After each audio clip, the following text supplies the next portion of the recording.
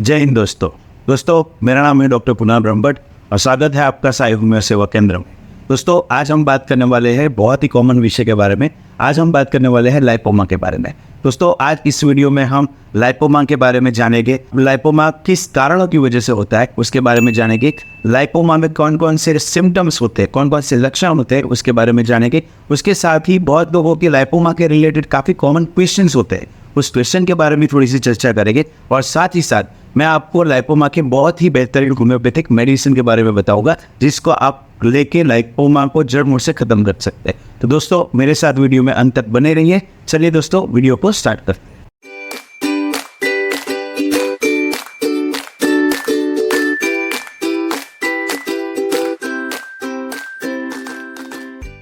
चलिए दोस्तों बात करते हैं लाइपोमा के बारे में। दोस्तों लाइपोमा को चर्बी की गांठ भी बोला जाता है क्योंकि यहाँ पे फैट का डिपोजिशन होता है, चर्बी की गांठें बन जाती है जिसे लाइपोमा बोला जाता है।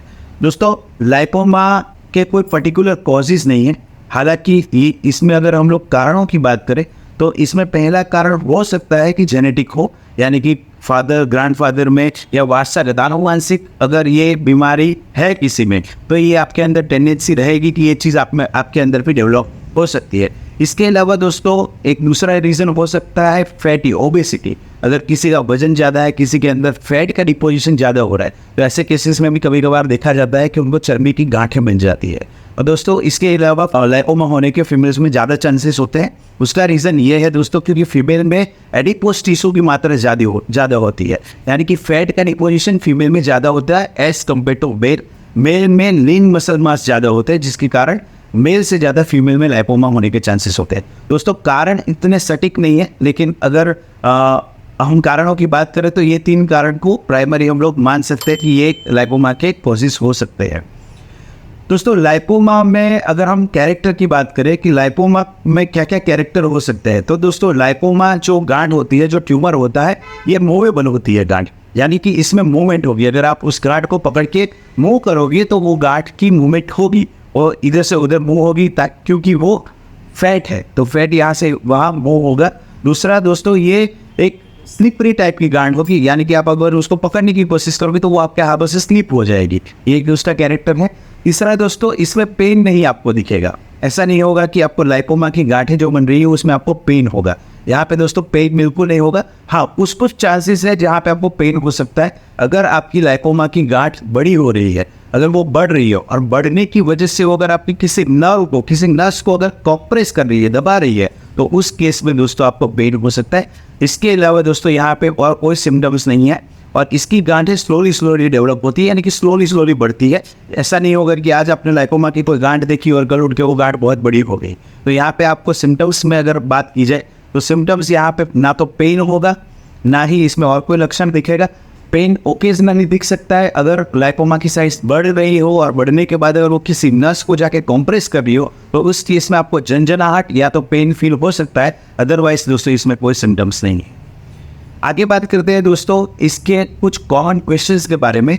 लोगों को जनरली लाइपोमा के रिलेटेड क्या क्या क्वेश्चंस होते हैं उसके बारे में। तो चलिए दोस्तों आगे बात करते हैं लाइपोमा के कुछ कॉमन क्वेश्चंस के बारे में जो अक्सर मुझे पेशेंट्स क्लिनिक में लाइपोमा के रिलेटेड क्वेश्चन करते हैं, वो मैं आपसे कुछ शेयर करना चाहूँगा। जनरली लोगों के मन में होता है कि ये जो लाइपोमा की गांठ है वो कैंसर वाली गांठ तो नहीं है। तो दोस्तों मैं आपको बता दूं कि ये नॉन कैंसरस गांठ है, ये बिनाइन ट्यूमर है, ये मैलिग्नेंट ट्यूमर नहीं है। हालांकि बहुत rare of the rare chance होता है जिसमें लाइपोसार्कोमा हो सकता है, लेकिन वो लाइपोसार्कोमा बहुत ही रेयर कंडीशन है और उसमें आपको लाइपोमा के जैसे गांठ मूवेबल नहीं दिखेगी। उसमें जो गांठ होगी वो फिक्स होगी, रिजिड होगी, वो मूव नहीं करेगी। कैंसर की गांठ कभी भी मूव नहीं करती है। तो यहाँ पे अगर लाइपोसार्कोमा का अगर चांस है वो बहुत ही रेयर है और बहुत रेयर कंडीशन में लाइपोसार्कोमा होता है जिसमें उसकी गांठ इमूवेबल रहेगी। यहाँ पे लाइपोमा की जो गांठ होगी वो मूवेबल होगी और पेनफुल बिल्कुल भी नहीं होगी, पेनलेस रहेगी। दूसरा जो दोस्तों जनरली लोगों का क्वेश्चन होता है वो ये होता है कि सर ये गांठ कितना जल्दी मेरी बढ़ जाएगी।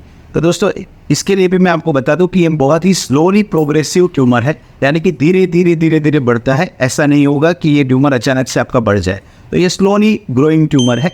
हाँ, अगर ये ग्रो हो रहा है तो आपको ध्यान देना चाहिए, क्योंकि अगर ये ग्रो हो गया, अगर किसी नर्व को कंप्रेस कर देगा तो इसकी वजह से आपको पेन का सिम्टम्स आ सकता है।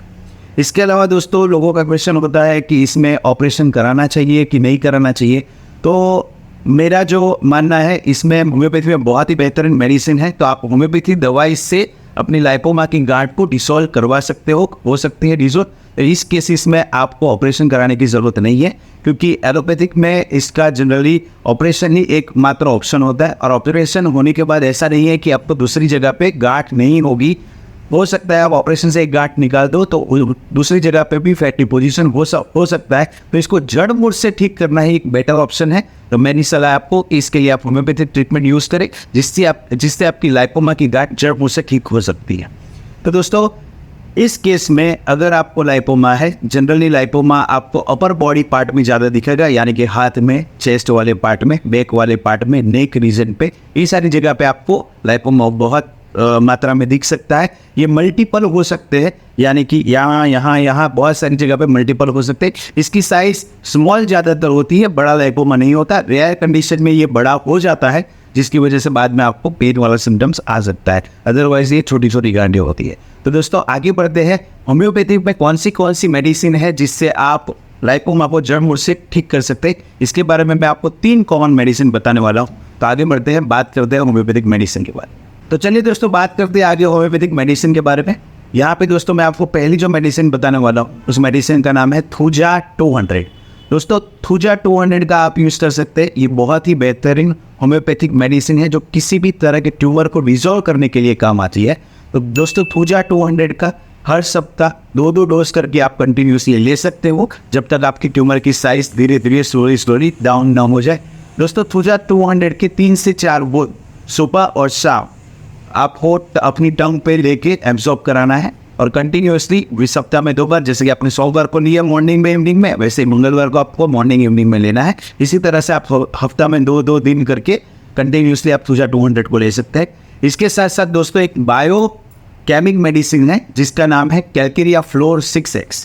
दोस्तों कैलकेरिया फ्लोर 6x आपको 3 टैबलेट सुबह, 3 टैबलेट शाम को हल्के से गुनगुने पानी के साथ लेनी है। 3 टैबलेट सुबह आपको ले लेनी है और 3 टैबलेट शाम को आपको लेनी है। इसको आप कंटिन्यू ले सकते हैं। ये भी बहुत इफेक्टिव ट्यूमर डिजॉल्व की मेडिसिन है, जिससे फैट को आप डिजॉल्व करा सकते हैं।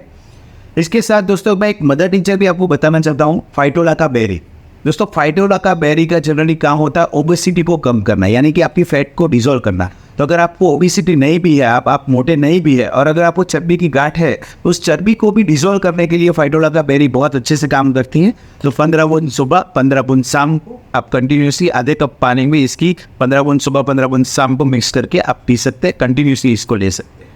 दोस्तों इसके साथ एक बहुत ही बढ़िया कॉम्बिनेशन में आपको बताने वाला हूँ। इस कॉम्बिनेशन में बहुत सारी मेडिसिन है होम्योपैथिकली जो इसमें ट्यूमर को डिसॉल्व करने का काम करती है। दोस्तों इस कॉम्बिनेशन का नाम है LNT-A84 पैटर्न।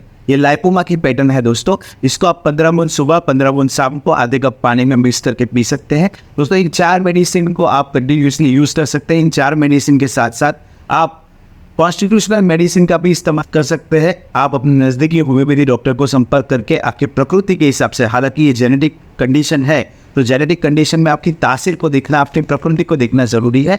तो आप अपनी अगर प्रकृति को देख के कॉन्स्टिट्यूशनल मेडिसिन अगर होम्योपैथी डॉक्टर प्रिस्क्राइब करते हैं, तो इन 4 मेडिसिन के साथ, कॉन्स्टिट्यूशनल मेडिसिन के साथ आपका जो ट्यूमर है वो बहुत ही जल्दी डिसॉल्व हो सकता है। तो दोस्तों आशा रखता हूँ कि आपको जो लाइपोमा की इन्फॉर्मेशन है वो इन्फॉर्मेटिव लगी होगी। ऐसे इन्फॉर्मेटिव वीडियो देखने के लिए हमारे साथ बने रहिए। तब तक के लिए जय हिंद, जय भारत।